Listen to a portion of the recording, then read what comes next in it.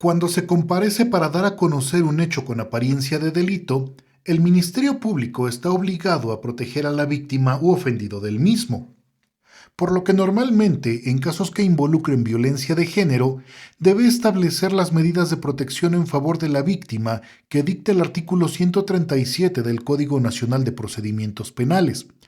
Estas medidas van a tener una duración de 60 días a partir de que las dicte y pueden extenderse hasta por un periodo de 30 días más. Es decir, en total, 90 días en los que mientras se conforma la carpeta de investigación, el agresor, entre otras cosas, no podrá acercarse o comunicarse con la víctima u ofendido. Tampoco puede acercarse o asistir a su domicilio o donde sea que se encuentre la víctima del delito. En el caso de habitar la víctima y el agresor en el mismo domicilio, es posible determinar la separación inmediata de la casa, independientemente de que el agresor sea el dueño del inmueble. Ahora bien, si el agresor tiene en su poder objetos de uso personal o documentos de identidad, como actas de nacimiento, credenciales como el INE, licencia de conducir, o documentos, entre otros como pasaporte o títulos académicos o cédulas profesionales de la víctima, tendrá que entregárselos inmediatamente. Y de la misma manera que se le prohíbe acercarse a la víctima o a su domicilio, también se le prohíbe categóricamente hacer vigilancia fuera de la casa de la víctima o del ofendido. Se le otorga también a la víctima el derecho de protección policial mediante el ya famoso Código Águila, en el que ante la solicitud telefónica, la Unidad de Seguridad Pública responde de manera casi inmediata ante el llamado, otorgándole a la víctima el auxilio inmediato de las instituciones policiales a su domicilio o al lugar donde ésta se encuentre al momento de la llamada. Se le otorga también a la víctima u ofendido el traslado a algún refugio o algún albergue temporal, cuando, por ejemplo, en los casos de violencia familiar, el agresor corrió a la víctima y el mismo agresor se quedó en el interior del domicilio, o si por las condiciones de vulnerabilidad económica o de falta de apoyo familiar de la víctima, ésta no tiene a dónde ir y por obvias razones no puede volver a la casa con su agresor.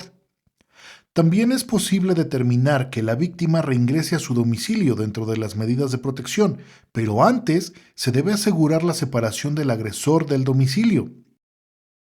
Es muy importante dejar en claro que en los casos de la prohibición de acercarse al domicilio a la víctima o de comunicarse con ella, y en el caso de la separación inmediata del domicilio,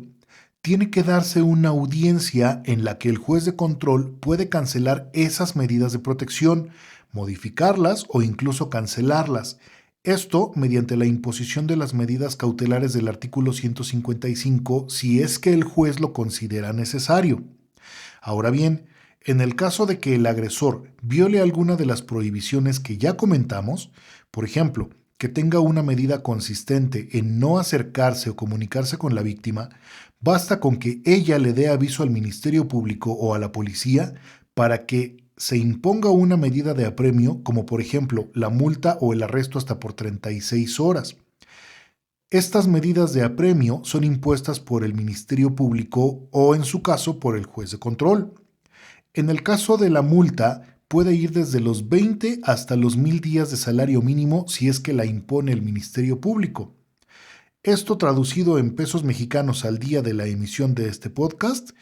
significa que equivalen a 2,834 y 141,700 pesos respectivamente. Estas medidas se dictan de manera supletoria a la Ley General de Acceso de las Mujeres a una Vida Libre de Violencia.